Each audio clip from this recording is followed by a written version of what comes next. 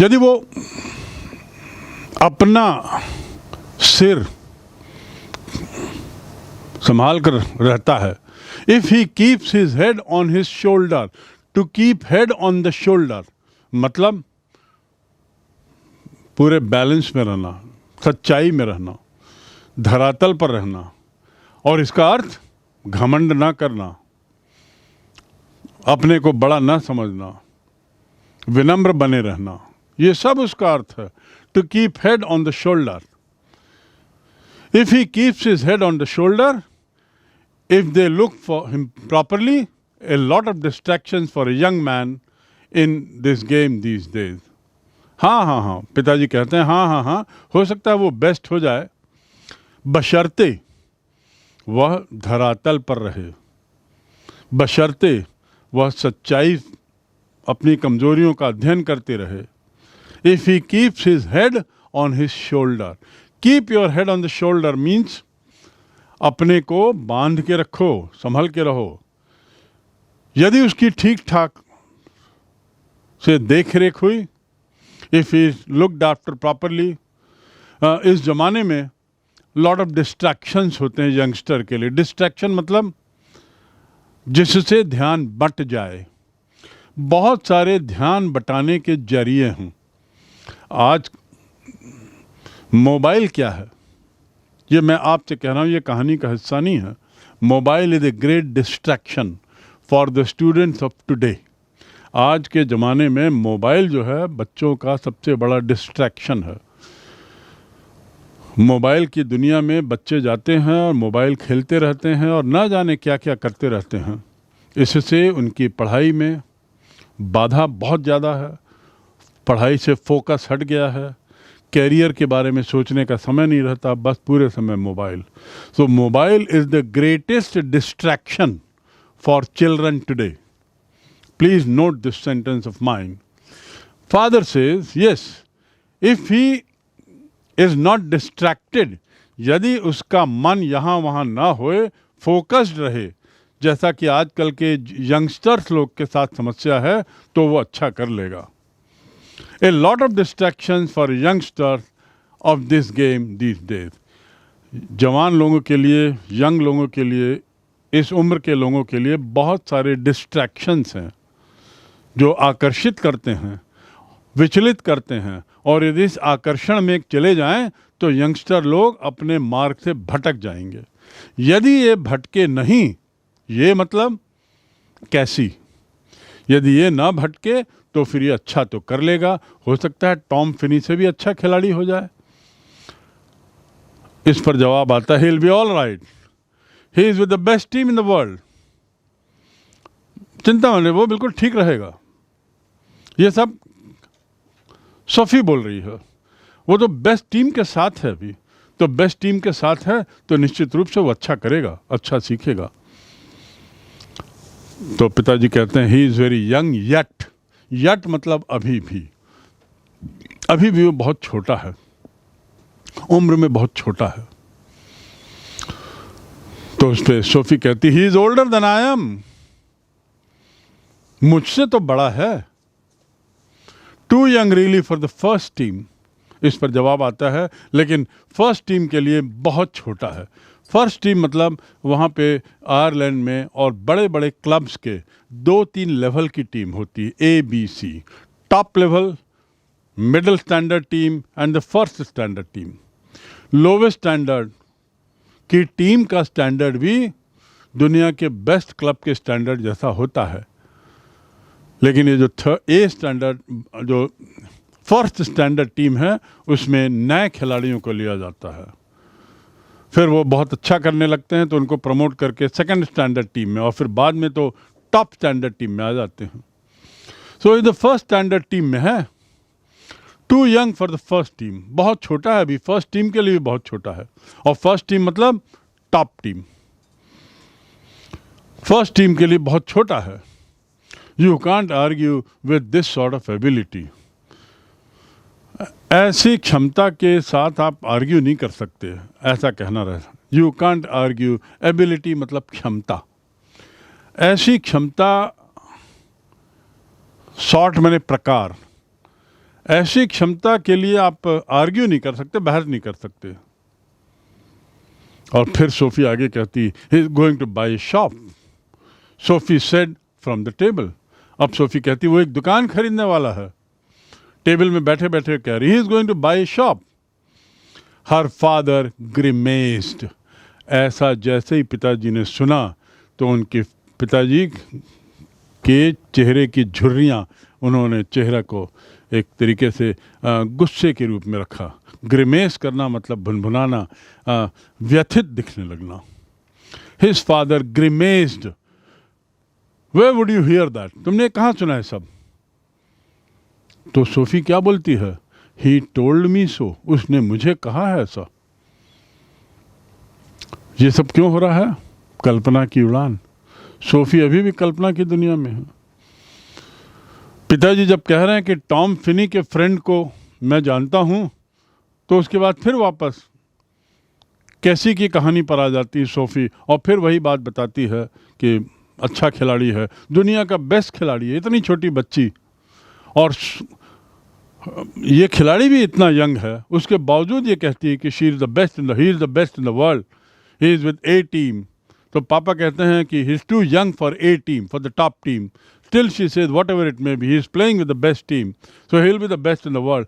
ये सब क्योंकि कैसी जो है वह इस लड़की का एक तरीके से हीरो है, एक तरीके से उसका नायक है। हम में से बहुत लोग देखे होंगे, जो कई बच्चों को देखा होगा, जो लोग किसी व्यक्ति, किसी लड़की, किसी महिला, किसी पुरुष के दीवाने हो जाते हैं। ये जो दीवानापन है वो यहाँ पे झलक रहा है, और किशोरावस्था की ये एक बहुत बड़ी बीमारी है। इस बीमारी के कारण युवा वर्ग के लोग, एडोलेसेंट लोग अपने रास्ते से भटक जाते हैं। They forget their main aim in life. पढ़ाई से विचलित हो जाते हैं, व्यथित होने लगते हैं, और नायक या नायिका को पाने के लिए कुछ भी कर बैठने के लिए तैयार रहते हैं।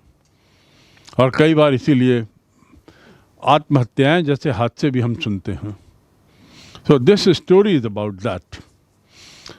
Father grimaced. जैसी लड़की ने कहा, सोफी ने कहा कि वो पापा वो दुकान भी खरीदने जा रहा है। अब ये अचानक दुकान खरीदने वाली बात कहाँ से आ गई, और वो भी सोफी जैसी छोटी लड़की को कैसे पता है?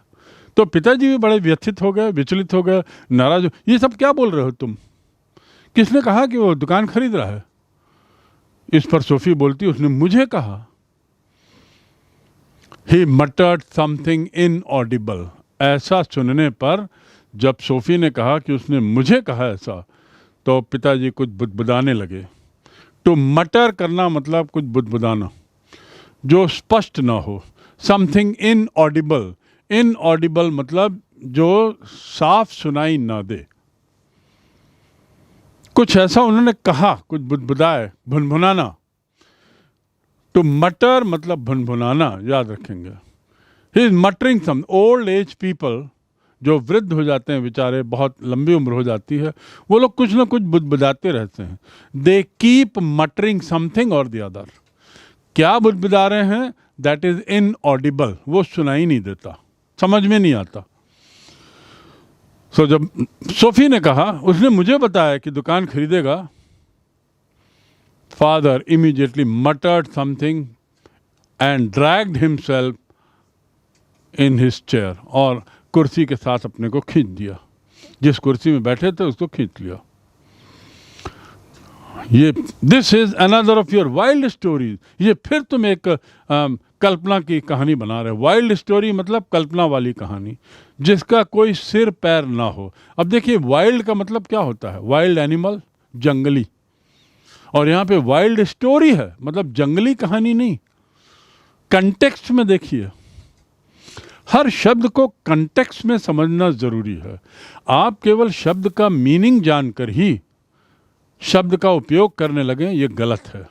आपको मीनिंग जानना है, और जो मीनिंग आपने जाना है उस मीनिंग का कंटेक्स्ट भी जानना चाहिए। अर्थात हर शब्द को मीनिंग जानने के बाद उसका वाक्य आपको पढ़ना चाहिए, वाक्य बनाना चाहिए, तब जाके आप सही शब्द का उपयोग सही जगह पर करेंगे, अन्यथा बहुत गलत हो जाएगा। I have interest in football, मुझे फुटबॉल में रुचि है। And bank gives 5% interest on this money, और बैंक 5% ब्याज देता है पैसे पर। यहाँ इंटरेस्ट का अर्थ देखिए ब्याज, और दूसरे इंटरेस्ट का अर्थ हो गया मनी। कंटेक्स्ट बदल गया, शब्द वही। अब आपने एक ही मीनिंग पढ़ा, इंटरेस्ट मतलब ब्याज, केवल यही एक मीनिंग मालूम है। अब आप उसका वाक्य बना रहे हैं, I have interest in studies, और यहाँ इंटरेस्ट का अर्थ आप बोलेंगे ब्याज, पढ़ाई में मुझे ब्याज। ये सब गलत हो जाता है। इसलिए इस कहानी के माध्यम से the writer want to teach you, make you understand that every word must be learned in context. किस संबंध में बोला गया है ये समझना जरूरी है। तो यहाँ पर देखिए, now father मटर्ड something which was not clear what he said and dragged himself in his chair. Drag करना मतलब खींचना, टू ड्रैग, ड्रैग करना मतलब खींचना। टेबल को खींच दो, ड्रैग द टेबल। पेटी खींच दो, ड्रैग द पेटी।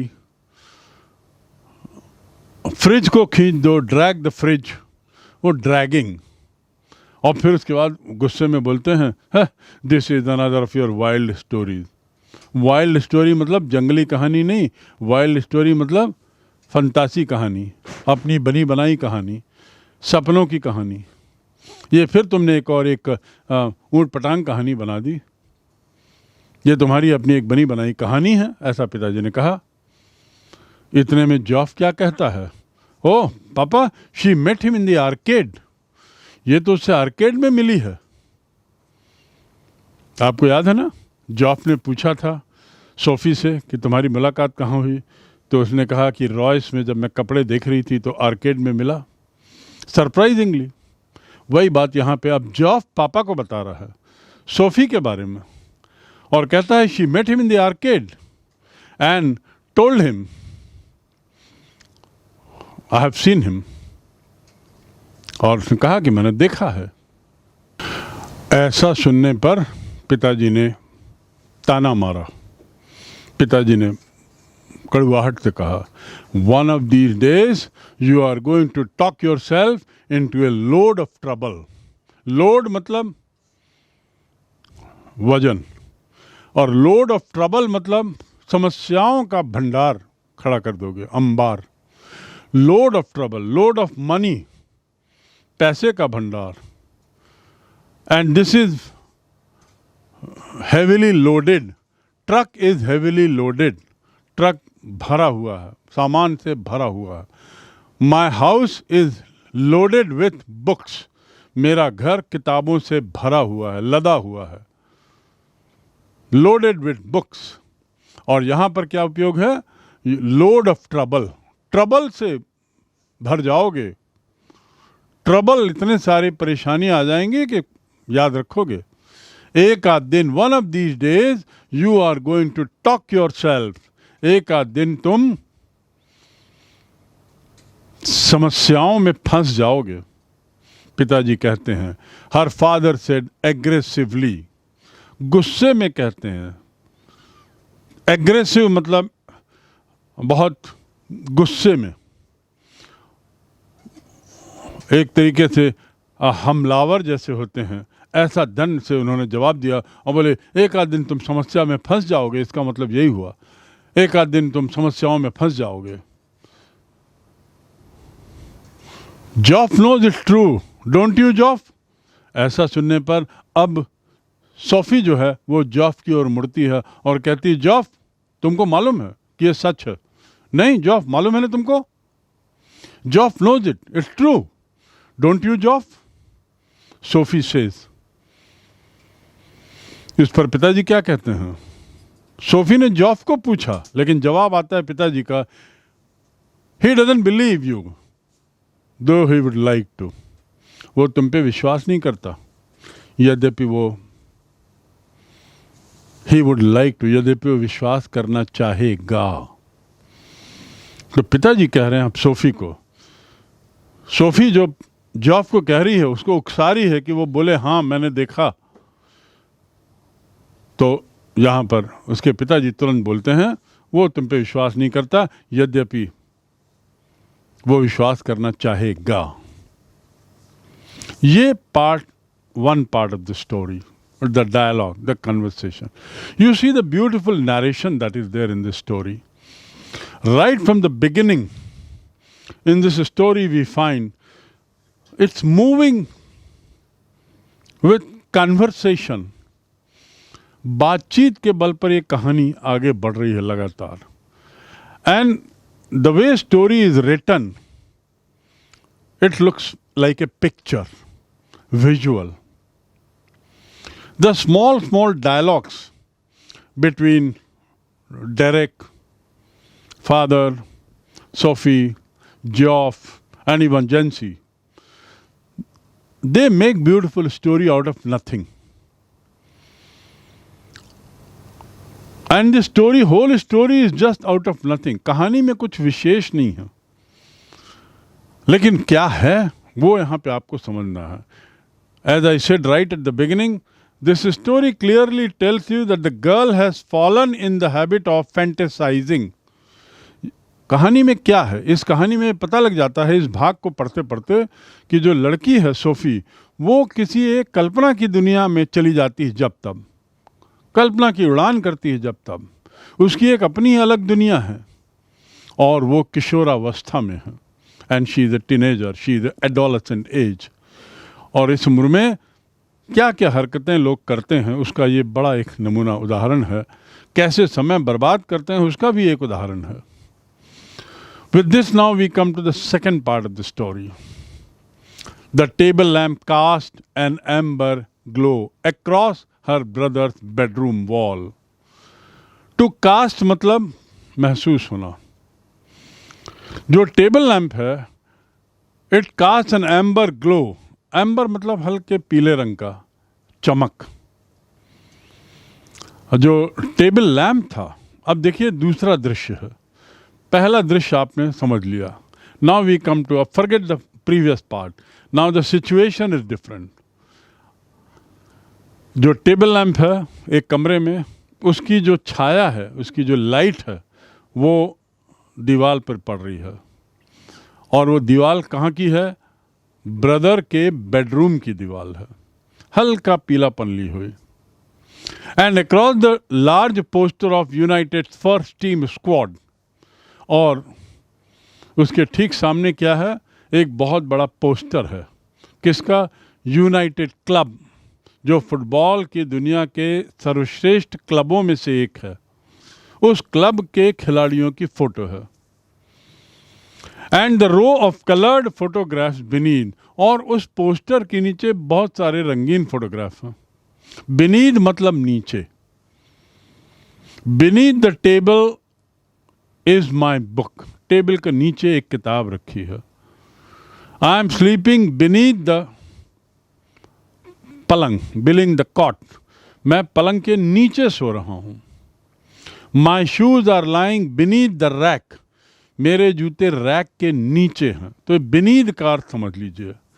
अब यहाँ पे table lamp cast an amber glow, हल्के पीले रंग लिया हुआ बेडरूम की दीवार पे रोशनी हो रही है. और ठीक उसके opposite, and across the large poster of United first team squad. United की जो बेस्ट टीम है उसकी टीम की फोटो है. और उसके नीचे रो ऑफ कलर्ड फोटोग्राफ्स. रो मतलब पंक्तियाँ. फोटोग्राफ, रंगीन फोटोग्राफ की कई पंक्तियाँ हैं. 3 of them of the young Irish prodigy Cassie. Prodigy मतलब विलक्षण प्रतिभा वाला बच्चा. प्रोडिजी, विलक्षण प्रतिभा वाला. प्रोडिजी मतलब it's a very high level word. हम लोग 16, 17, 18 साल की उम्र में 12वीं पास करते हैं. ऐसे कुछ उदाहरण हैं जहाँ पे कुछ बच्चों ने 10 वर्ष की उम्र में, 11 वर्ष की उम्र में 12वीं पास कर लिया.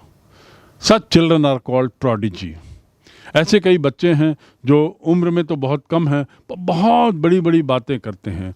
बड़ी बात से मतलब विद्वत्ता की बातें, साइंस की बातें, अंग्रेजी के हजारों लाखों शब्द की स्पेलिंग वो बता सकते हैं। ऐसे लोग कहलाते हैं प्रोडिजी।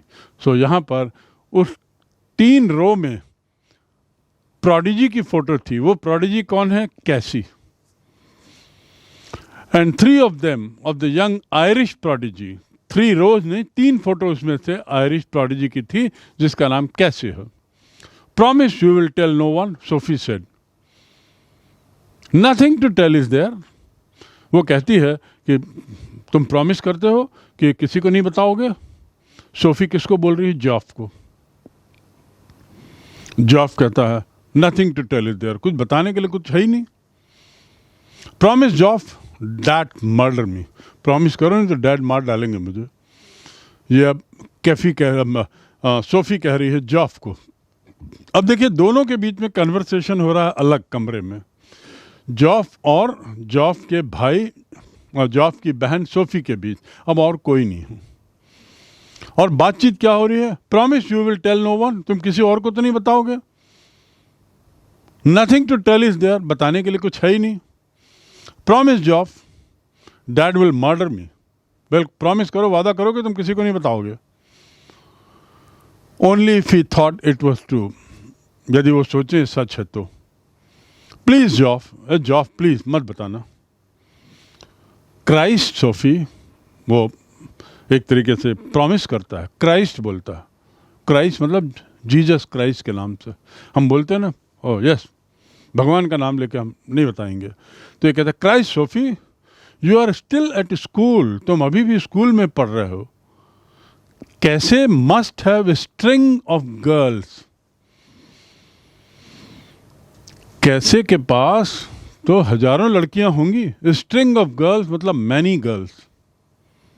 अब देखिए बात कैसे बदल रही है और जॉफ कितनी सीरियस, बड़े बच्चों जैसी बातें करता है।